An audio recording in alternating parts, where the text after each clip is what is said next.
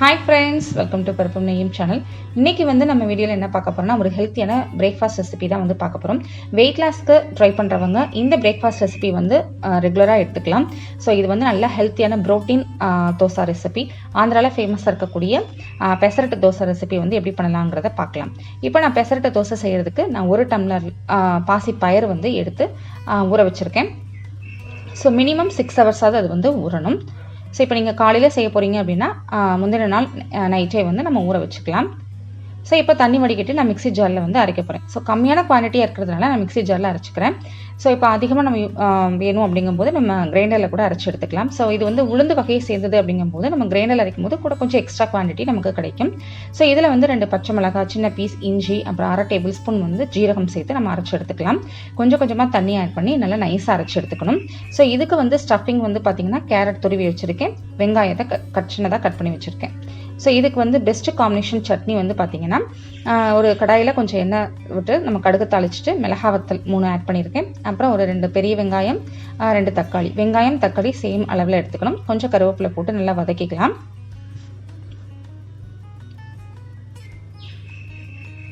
So இந்த chutney recipe தான் இந்த பெசரட்டு தோசைக்கு ரொம்பவே சூப்பராக இருக்கும்.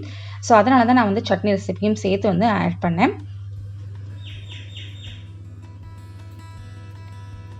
ஸோ இந்த பாசி பயிரை நம்ம ஃபர்மெண்ட் பண்ண போகிறதில்ல, அப்படியே நம்ம அரைச்சி ஃப்ரெஷ்ஷாக நம்ம எடுத்துக்க போகிறோம். பிரேக்ஃபாஸ்ட் ரெசிபியாக எடுத்துக்க போகிறோம். ஸோ இதில் ஒரு 2.5 டேபிள் ஸ்பூன் பொரிகடலை ஆட் பண்ணிக்கலாம். இதில் ஒரு சின்ன பீஸ் புளியும் சேர்த்து ஆட் பண்ணிவிட்டு கொஞ்சமாக தண்ணி விட்டு நல்லா கொதிக்க வச்சுட்டு, அதுக்கப்புறம் அது நல்லா கொதிச்சதுக்கப்புறம் நம்ம உப்பு போட்டுட்டு நம்ம ஆற வச்சு நம்ம மிக்ஸி ஜாரில் அரைச்சி எடுத்துக்கலாம். ஸோ டேஸ்டியான இந்த கார சட்னி இந்த பெசரட்டு தோசைக்கு நல்ல ஒரு காம்பினேஷன்.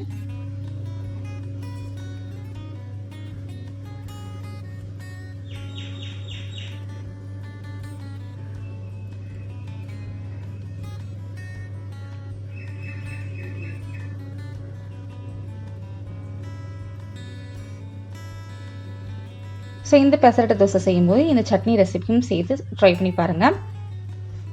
ஸோ இப்போ சட்னி ரெடி ஆயிடுச்சு. இப்போ நம்ம 1 டம்ளர் பாசிப்பயிறு அரைச்சி எடுத்து வச்சுருக்கோம். இப்போ நம்ம தோசை செய்ய ஆரம்பிச்சிடலாம். ஸோ இந்த மாதிரி நான்ஸ்டிக் தவா யூஸ் பண்ணும்போது நம்ம இந்த மாதிரி ஒயிட் கிளாத்தில் கொஞ்சம் தண்ணி ஈரமாக அதை வெட் பண்ணிவிட்டு நீங்கள் எடுத்து வச்சுட்டிங்க அப்படின்னா, ஒவ்வொரு தோசை செய்யும்போது அந்த துணியை வச்சு நம்ம லைட்டாக ஸ்வைப் பண்ணிக்கலாம். ஸோ அப்போ உங்களுக்கு தவா நம்ம நான்ஸ்டிக் தவாங்கும்போது ரொம்ப ஸ்ட்ரெயின் பண்ணி நம்ம தேய்க்க முடியாது. ஸோ இந்த மாதிரி நம்ம பண்ணிட்டோம் அப்படின்னா நமக்கு ஈஸியாக இருக்கும். ஸோ இப்போ இதில் ஸ்டஃபிங் வச்சுக்கலாம். இது ஆப்ஷனல் தான்.